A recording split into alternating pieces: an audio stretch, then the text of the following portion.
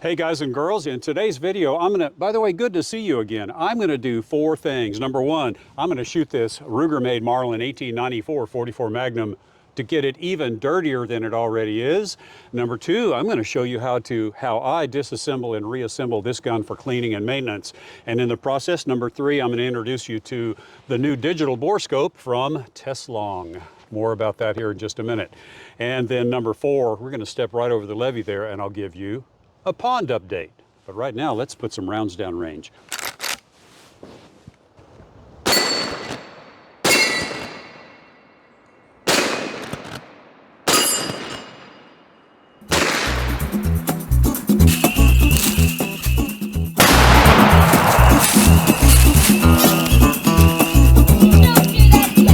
Hi, George here, and welcome to Tales from Target Suite, where I'll share my perspective on guns and shooting, and we'll have an adventure or two that will make even a grown man smile. And boy, it has been a while, and it's good to have you back. But I did just shoot the Defense Dynamics 240 grain jacketed hollow points from Fiocchi. I bought those, and I'm going to shoot now these hand loads topped with a 260 grain cast performance bullet. I did get this gun really dirty this year. I've done a lot of shooting with it. I actually shot 2 deer, one of them with this gun and with this same bullet. It was a large doe. So my first deer with a 44 Magnum, and my first deer with a cast bullet. So love this gun, but we are going to disassemble it in just a minute, and we are going to talk about this bore scope. We're going to use it to see just how dirty this barrel has gotten over the last several months, using a combination of cast bullets and jacketed bullets, and then we will use that same bore scope to see how clean we get it. And by the way, I want to say thanks to Teslong. They are sponsoring this video. So let's put these 5 rounds down range. Now I'm going to cycle a little bit slower because these large, wide, flat nose cast bullets, they don't run through this gun lickety-split. So just bear with me. It's a hunting round for us.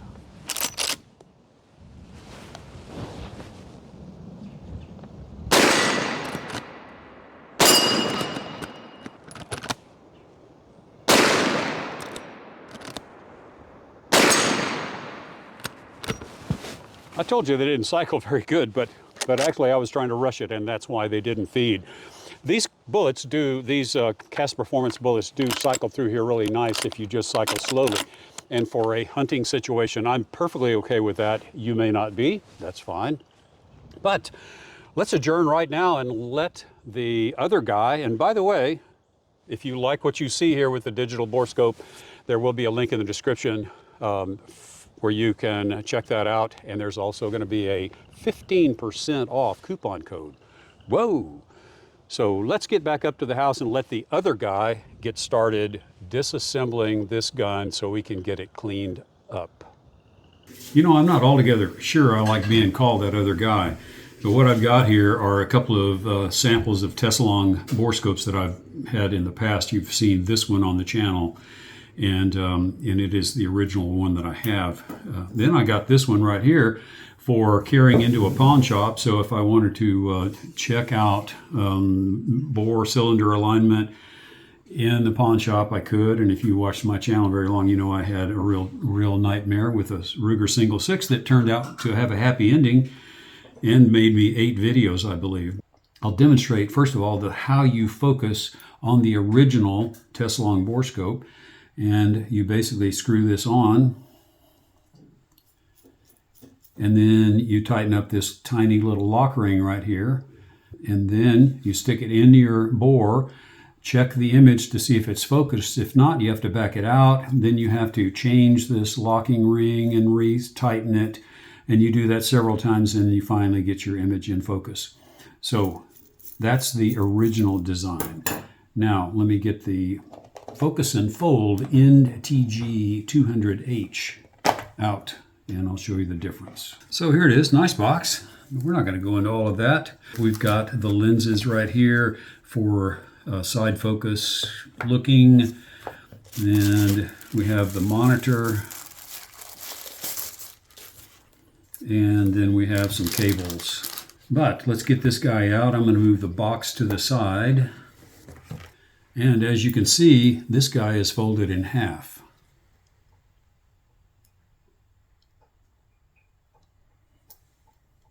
So let's get this guy off. I'm going to turn it around, and it's got some very small threads, just like 2 turns of threads. And then we'll screw these together like this. And so now we have basically one long rod. So these are the knurls to tighten the 2 pieces together, and then this is the focus knurl right here. And so there's a section right in here that actually rotates, and that's how you would focus, and I'll demonstrate it here in just a minute. That's how you would focus. But whatever you do, make sure you have screwdrivers that fit, and I actually have a set of Grace USA screwdrivers, and this set is made for Marlin screws, because a lot of the Marlin screws have thin slots. And so this screwdriver tip is going to fit right there. This screwdriver tip is going to fit back here. That stock screw is quite a bit thicker. And then we have a screw like this, or a driver like this, that will take care of these and some of the other screws as well. Well, and it was one of those screws, this one right here, as a matter of fact, that has caused a significant delay in the video. And I am back home now. I'm going to wrap it up, but we did have a failure of a screw. And I'll talk more about that in just a minute. But I am home, and so the laundry room's right across that wall, and the kids are playing right out there, and so you may hear some noises from our home. And if you do, I apologize. But one thing I wanted to point out is if you go back and look at that image just before of the receiver fore-end interface, there was a significant gap right here. And I had never noticed that. But the reason there was a gap right there is because this screw, which is the barrel band screw right here, it did snap in place. There is a very significant brittle indication of brittle failure right there. And so I sent pictures of that off to Ruger. We talked about it, and they sent me a couple of replacement screws. So let's go through the preliminary disassembly that will get us to the point where we can clean the gun, and then I will show you the test-long images that I captured a couple of weeks ago now, back at the farm, of the dirty bore. So let's get started with the disassembly process. But to get the bolt out, which is what we need to do to be able to clean this gun, inspect and clean the gun, we've got to take out the finger lever screw right here and then remove the bolt. And so let's get that taken care of first.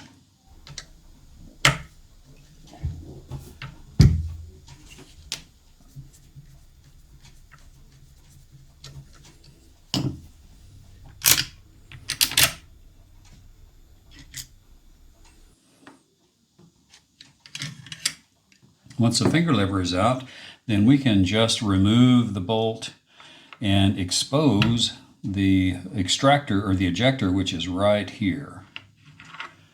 And there is the ejector. I think you can see it right there. There it is. That's the ejector. So it just drops in place, and I'm going to flip it over and let it fall out, and then I will be able to show you this empty hole right there, because there is a boss on the ejector, and there it is right there, and that boss comes up through the hole. So if that hole is not filled with that boss, then your ejector is not installed correctly.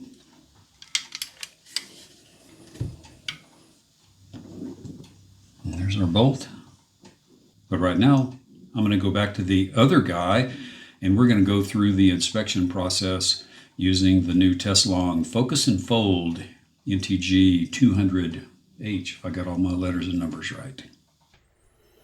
There we go. All right. So there's the chamber moving into the chamber. Looks kind of dirty.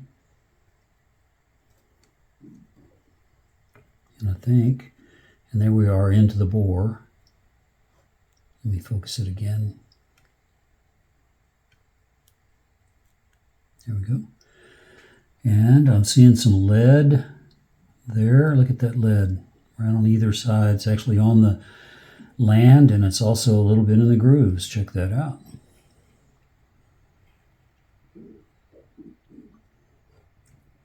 So pretty dirty. There's a bunch of lead. Look at that.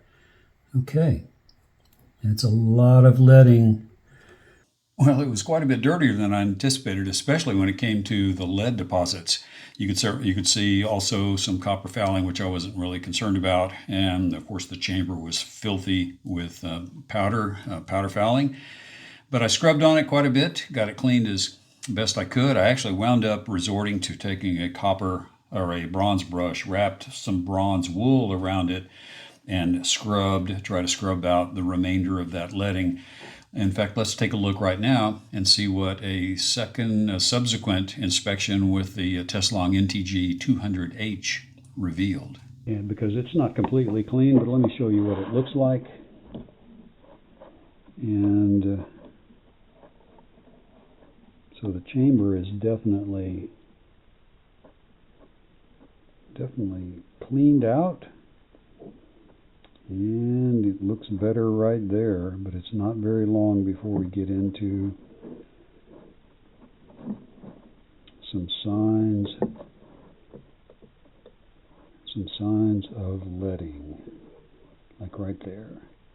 And I'll just rotate in my finger, my right hand, I'm rotating the bore scope to look all the way around, but you can see, and I'm going to focus a little bit, focus again here. There you go. But you can see there's still lots of lead left in there. Well, that was a ton of lead, and please, as I indicated on screen there, if you have any great thoughts about how to get lead out of a barrel, please let me know. I could certainly use some help on this guy because it's got a ton of lead. But I also wanted to finish the disassembly process up front to be able to ultimately get the handguard off and show you guys how to do the entire disassembly process. But not only did I have a problem with this screw breaking, and I did get that replaced, but also the normal, and I'll just tell you, the normal disassembly process is to first remove this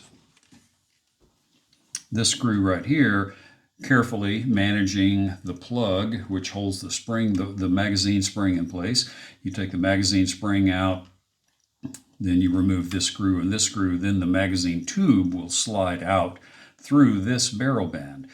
But in the case of this particular rifle, the magazine tube is really tight in the barrel band. And so for me to disassemble this, I actually had to take the front sight ramp off.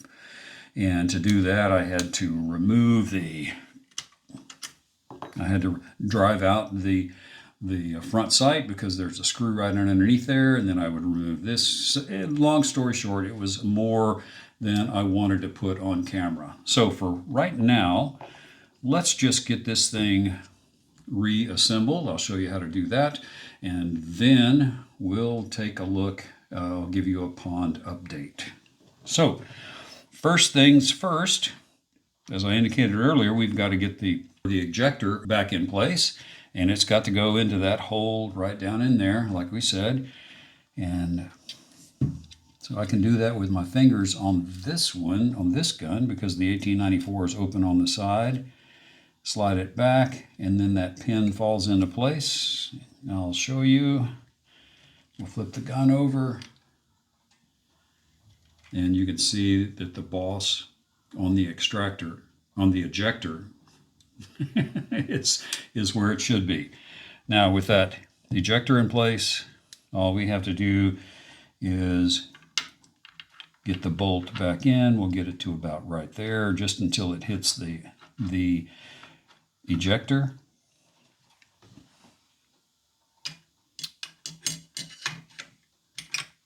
Put that in there, put the finger lever in. It actually goes up into the bolt about like that. And then we put the finger lever screw back in.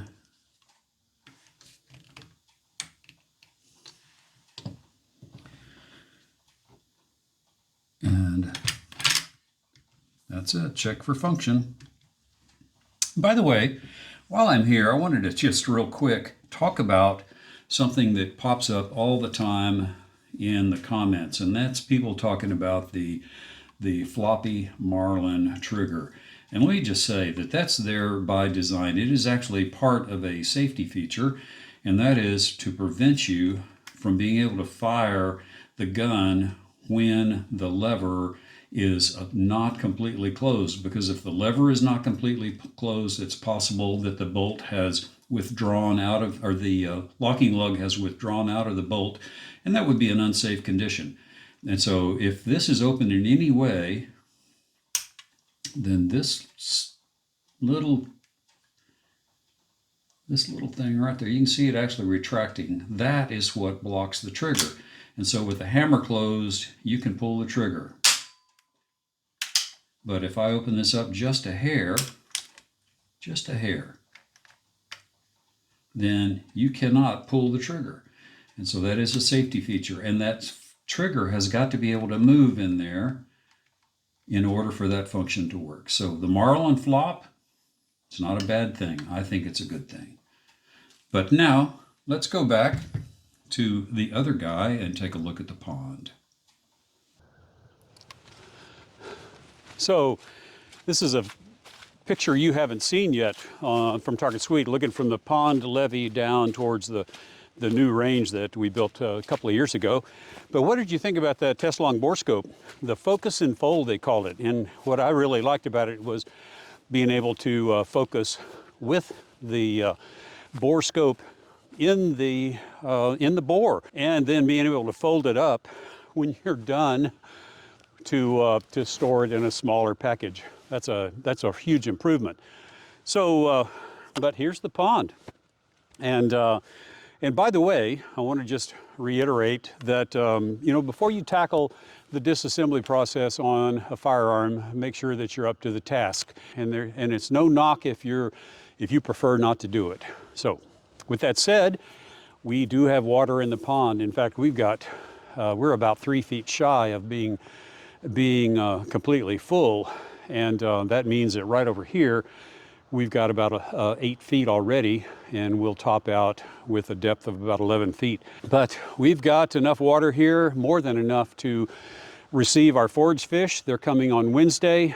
We're going to get copper-nosed bluegill and a whole bunch of fathead minnows. We're going to let them flourish and grow and get big in anticipation of getting Florida bass in June.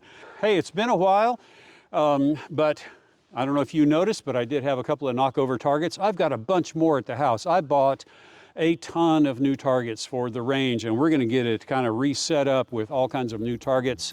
Thanks for watching. We have got a lot of stuff coming, several new guns coming that are going to be really interesting.